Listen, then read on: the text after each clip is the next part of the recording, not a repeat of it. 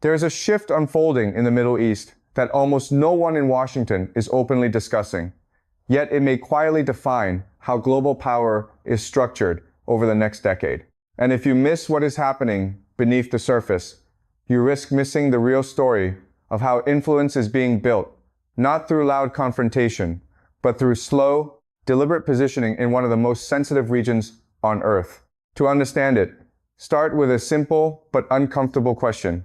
Why would China, at a time when tensions with the United States are already rising through trade disputes, tariffs, and economic restrictions, suddenly expand its presence in the Persian Gulf? Why would Beijing choose this exact moment to deepen ties in a region already saturated with American military presence and strategic interest? And more importantly, why would Iran become such a central piece in this equation? The answer reveals something far bigger than a trade disagreement.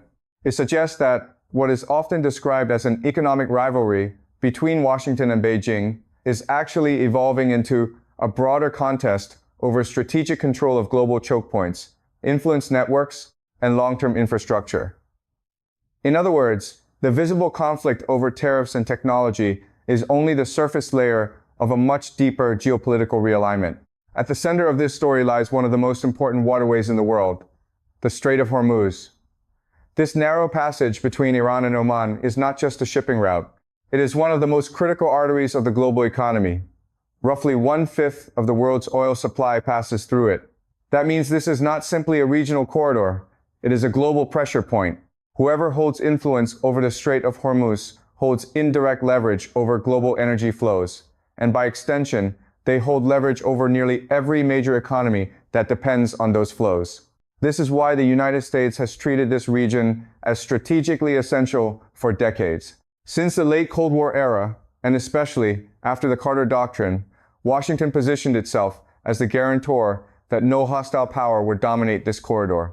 That is why American naval forces, including carrier groups and the Fifth Fleet in Bahrain, have maintained a constant presence in the Persian Gulf for generations.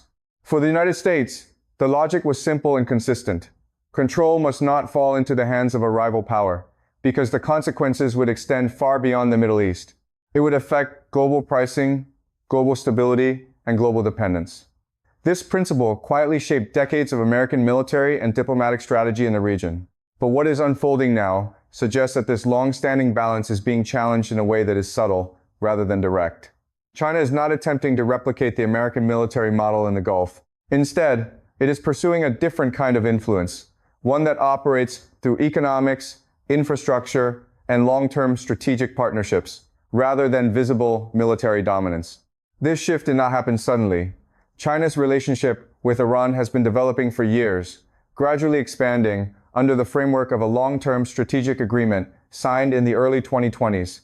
On paper, this partnership includes vast cooperation in energy, infrastructure, and investment. But the real significance is not in the document itself, but in how it has been activated over time. While global attention was focused elsewhere on conflicts in Ukraine, tensions in Gaza, and rising competition in the South China Sea, this partnership between Beijing and Tehran was quietly gaining momentum. Chinese firms began participating in Iranian infrastructure projects, particularly along its southern coastline. These are not isolated investments. They are part of a broader pattern of embedding economic presence in critical geographic locations. At the same time, China has expanded its naval and diplomatic engagement in regional waters, participating in joint exercises with Iran and other partners in nearby maritime zones. These developments are often described in technical terms, but their strategic meaning is clear. They represent the gradual normalization of China's presence in a region that has traditionally been shaped by Western military and political dominance. Equally important is the timing. Iran, under sustained economic pressure from sanctions, has become more dependent on external partners willing to engage despite Western restrictions. That creates a situation where Beijing is not just a partner, but one of the few major actors capable of operating at scale within Iran's constrained economic environment. And in geopolitics, dependency often translates into influence. At this stage, the story becomes less about isolated partnerships and more about structure. Because when you zoom out, what China is doing in Iran is not a standalone move, but part of a wider pattern across the Middle East that is designed to reshape influence without triggering open confrontation. The most striking example of this broader strategy was China's role in facilitating the diplomatic breakthrough between Saudi Arabia and Iran. For decades, these two regional powers were locked in a tense rivalry, often expressed through proxy conflicts and competing alliances across the Middle East. Many observers assumed this divide was too deep to bridge in the near term. Yet, under Chinese mediation, a formal agreement was reached to restore diplomatic relations. This development was not just symbolic. It altered the political temperature of the entire region. By bringing Riyadh and Tehran back into structured dialogue, China effectively reduced one of the key fault lines that had long defined Middle Eastern geopolitics. The importance of this move is not simply that reconciliation happened, but where and how it happened. It did not emerge from Washington, London, or Brussels. It emerged from Beijing. That alone signals a shift in how regional actors are beginning to view diplomatic authority. China positioned itself not as a military enforcer, but as a broker capable of engaging with both sides of a long-standing divide. This matters because once a mediator gains trust from opposing blocs, its influence expands beyond any single agreement. It becomes part of the framework through which future negotiations are conducted. And that is where China's strategy becomes more visible. It is not trying to dominate the region through force. It is inserting itself into the diplomatic architecture that connects rival powers. At the same time, another layer of complexity has emerged in the Red Sea and surrounding maritime corridors. The ongoing attacks on commercial shipping routes by non-state actors, combined with military responses from Western forces, have created a highly unstable security environment. Iran's connections to some of these groups further complicate the picture, drawing in multiple regional and global actors. Yet, even in this environment of escalating tension, China has maintained a distinct position. It has kept open communication channels with multiple sides, including Iran and key Gulf states, without becoming directly involved in the military escalation. This allows Beijing to operate from a position that is neither confrontational nor passive, but strategically neutral in appearance, while still expanding influence in practice. This neutrality is important. It creates space for China to engage economically and diplomatically without being drawn into the direct costs of regional conflict. In effect, it allows Beijing to benefit from the region's strategic importance while avoiding the burdens that have historically come with Western involvement. As this pattern continues, China's broader regional posture becomes clearer. It is positioning itself as a consistent actor in a fragmented environment where relationships are maintained across multiple rival blocs rather than confined to a single alliance structure. This is a very different model from traditional bloc politics, where alignment often requires choosing sides. Instead of forcing alignment, China is offering engagement. Instead of demanding exclusivity, it is accepting overlap. And instead of conditioning relationships on ideological alignment, it is focusing on practical, economic, and infrastructural cooperation.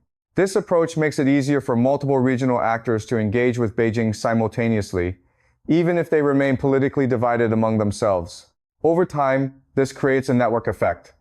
Each individual relationship reinforces the others, gradually increasing China's embeddedness in the region's economic and diplomatic systems. And importantly, this process does not rely on sudden shifts or dramatic announcements. It advances through incremental agreements, infrastructure projects, and sustained engagement. This is why the Strait of Hormuz is becoming central to the discussion. It is not just a geographic choke point. It is becoming a node within a wider system of influence that is being shaped by economic integration and diplomatic positioning rather than direct control. And in that sense, the nature of power itself is beginning to change. China's approach suggests that influence in critical regions no longer requires exclusive control or visible dominance. Instead, it can be built through sustained presence, strategic connectivity, and the ability to operate across multiple competing relationships at once. That is a fundamentally different model from the one that has defined much of modern geopolitics. And as this model continues to evolve, the question is not only how the United States responds, but whether it fully recognizes the nature of the shift taking place. Because what appears on the surface as fragmented regional diplomacy may, in reality, be part of a much more coordinated and long-term restructuring of influence across one of the most important regions in the world. The deeper layer of this shift becomes clearer when you look at how different regional powers are responding, not through speeches or official statements, but through economic behavior. Because in geopolitics, where money flows often reveals more than where alliances are declared. Across the Persian Gulf, a noticeable pattern has emerged. Countries that were once expected to align tightly with Western strategic frameworks are increasingly diversifying their partnerships, not by abandoning old relationships, but by adding new ones alongside them. This is not a sudden break. It is a gradual recalibration of priorities driven by economics, energy security, and long-term positioning. Saudi Arabia is one of the clearest examples of this change. Its economic relationship with China has expanded to the point where China has become one of its largest, if not the largest, trading partners in terms of oil exports. This is not just a commercial detail. It signals a structural shift in the direction of energy dependence and long-term trade alignment. At the same time, the United Arab Emirates has positioned itself as a key financial and logistical hub for Chinese-linked investment flows.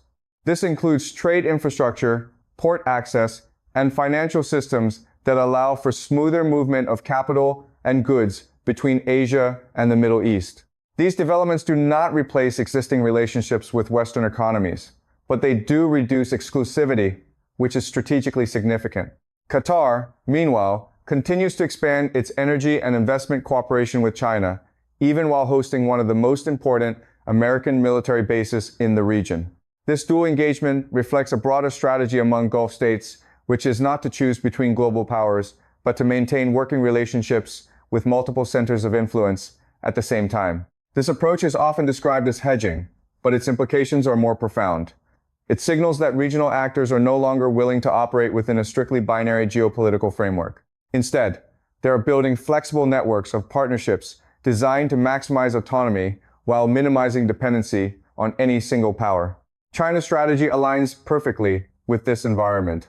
Unlike traditional alliance-based systems, Beijing does not require exclusivity. It does not demand ideological alignment or security commitments. Instead, it offers infrastructure investment, long-term trade agreements, and diplomatic engagement that can coexist with other partnerships. This makes China an attractive partner in a region where flexibility is increasingly valued over alignment. And it allows Beijing to expand its influence without forcing regional actors into politically difficult choices. Over time, this creates overlapping networks of cooperation that are economic in nature but strategic in effect. What makes this particularly important is that these networks are not temporary. Infrastructure projects, port developments, energy contracts, and financial arrangements are long-term by design. Once established, they are difficult and costly to reverse. This gives China a form of structural presence that persists regardless of short-term political changes. Meanwhile, the United States continues to rely heavily on tools such as sanctions, export controls, and bilateral pressure to shape behavior. These tools are effective in certain contexts, particularly in short-term economic leverage. But they are less effective in building long-term embedded influence in regions where relationships are increasingly multi-layered and diversified. This difference in approach creates a strategic asymmetry. One side is focused on conditional influence tied to policy alignment. The other is focused on embedded influence tied to infrastructure and economic integration. Over time, these two models produce very different outcomes in terms of durability and reach. As this divergence becomes more pronounced, the Strait of Hormuz takes on an even more important role. It is no longer just a shipping route under observation. It is becoming a focal point where economic dependence, infrastructure development, and diplomatic engagement intersect. And that intersection is where modern influence is increasingly defined. China's presence in this system is not characterized by visible control or formal authority. Instead, it is characterized by participation in the underlying mechanisms that keep the system functioning. Energy flows, trade routes, investment channels, and diplomatic access points all form part of a wider network in which Beijing is steadily increasing its role. This is why the shift is often difficult to recognize in real time. There are no dramatic territorial changes, no sudden declarations of dominance, and no single moment that marks a turning point. Instead, there is a slow accumulation of positions, relationships, and dependencies that gradually alter the balance of influence. From a strategic perspective, this is what makes the situation so significant. It suggests that global power competition is moving away from direct confrontation over territory or military dominance and toward competition over connectivity, infrastructure, and economic integration. And in that environment, the ability to remain present across multiple competing systems becomes more valuable than controlling any single one outright. China appears to be building precisely that kind of position in the Persian Gulf, where access, engagement, and integration matter more than formal control. The long-term implication of this shift is not immediately visible in headlines, but it becomes clear when you understand what kind of power is actually being constructed. This is no longer just about influence over individual countries or isolated deals. It is about shaping the structure through which entire regions connect to the global economy. If China continues along this path, the Persian Gulf does not necessarily become controlled in a traditional sense. Instead, it becomes integrated into a network where Chinese participation is embedded at multiple levels: economic, logistical, and diplomatic. That kind of presence does not need to be enforced constantly. It works because it is built into the system itself. This is where the Strait of Hormuz becomes more than just a geographic choke point. It becomes a symbol of how modern power operates. Control is no longer defined solely by naval superiority or military bases. It is increasingly defined by who builds the infrastructure, who finances the energy projects, who maintains the trade relationships, and who remains present when others rotate in and out based on political cycles. From this perspective, China's strategy is not reactive. It is structural. It is designed to persist across administrations, crises, and regional conflicts. While other powers adjust their policies in response to immediate events, Beijing is focused on long-term positioning that does not depend on any single outcome. This is also why the comparison with traditional American strategy matters. The United States has historically relied on visible deterrence, military presence, and alliance systems that require clear alignment. That model has been effective in maintaining stability for decades, but it is increasingly challenged in environments where states prefer flexibility over fixed commitments. China's model, by contrast, does not require alignment in the same way. It allows countries to maintain relationships with multiple powers simultaneously. This makes it easier to enter, but also harder to displace once established. Because influence is not tied to political loyalty alone, it is tied to infrastructure, trade flows, and long-term economic integration. Over time, this creates a different kind of geopolitical reality. Instead of clearly defined blocks, the world becomes a network of overlapping relationships where influence is distributed across systems rather than concentrated in rigid alliances. In that kind of environment, traditional measures of power become less clear. The Persian Gulf sits at the center of this transformation because of its energy significance and its geographic position between Asia, Europe, and Africa. Whoever has sustained access and influence in this region is not just engaging with local politics, they are engaging with the core mechanisms of global energy distribution and trade connectivity. What is emerging, therefore, is not a sudden shift in control, but a gradual redefinition of what control even means. China is not replacing existing structures overnight. It is embedding itself within them, building parallel channels of influence that operate alongside traditional systems rather than directly confronting them. And that is what makes this moment so important. Because by the time structural changes become fully visible, they are often already deeply entrenched. Ports are already built, contracts are already signed, dependencies are already formed, and relationships are already normalized. From a strategic standpoint, the key question is no longer whether a single power dominates the Strait of Hormuz.